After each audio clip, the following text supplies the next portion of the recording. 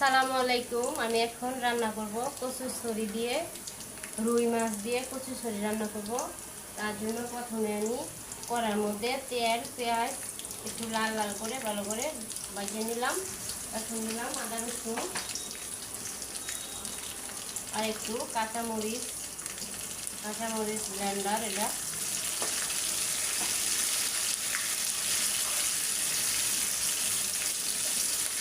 এখন দিব হলুদ, মরিচের গুঁড়া, ধনিয়া আর লবণ।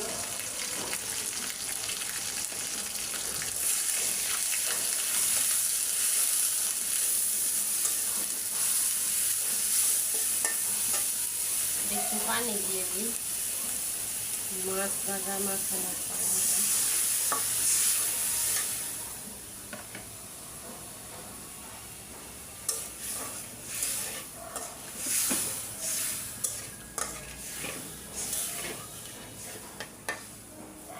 মশলা একটু কষানি আসলে দেবো কচুরছড়ি।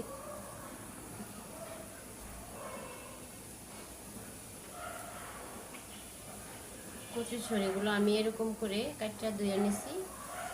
যেন হাফ কেজি কচুরছড়ি, এখন কচুরছড়িগুলো আমি দিয়ে দিব।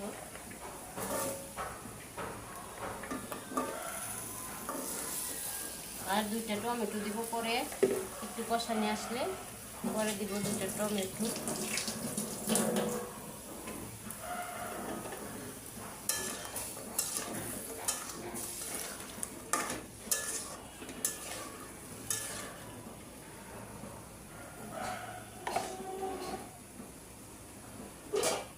এখন ঢাকনা দিয়ে ঢেকে দিই।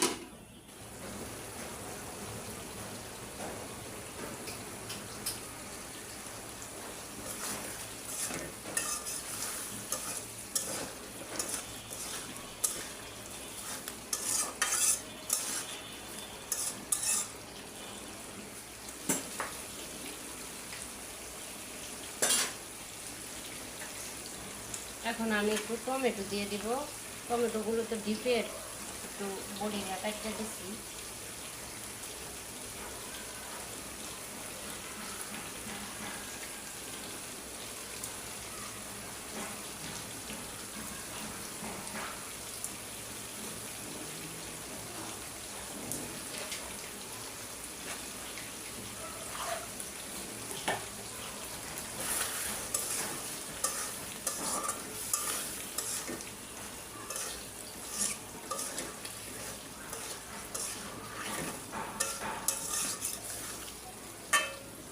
সবজির মধ্যে হালকা একটু টমেটো দিলে ভালো লাগে, কিন্তু এখন তো টমেটোর অনেক দাম।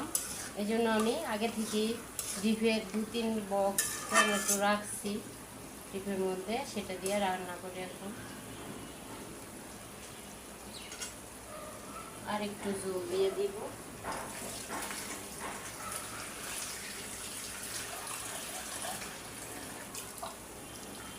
আর একটু বেশি করে, যাতে শীত হইয়া একটু জল জল থাকে।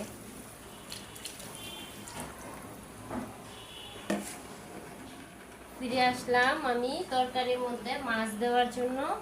এই যে আমি মাছগুলো ভালো করে হলুদ মরিচ দিয়ে বাছছি। এখন মাছগুলো দিয়ে দিব। একটা বড় মাথা, রুই মাছের মাথা, এটা মাথাটা দিয়ে দিলাম।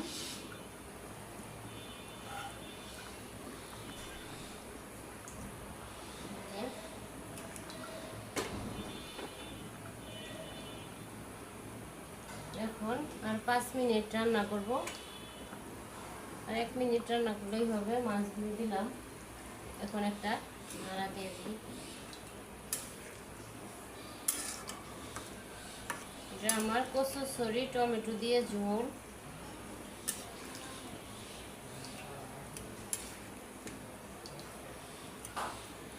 যে কচুরছড়ি গুছে একেবারে সিদ্ধ হইয়া গুলে গেছে, এই যে সিদ্ধ হয়ে গেছে। মাছের মাথাটাও সুন্দর।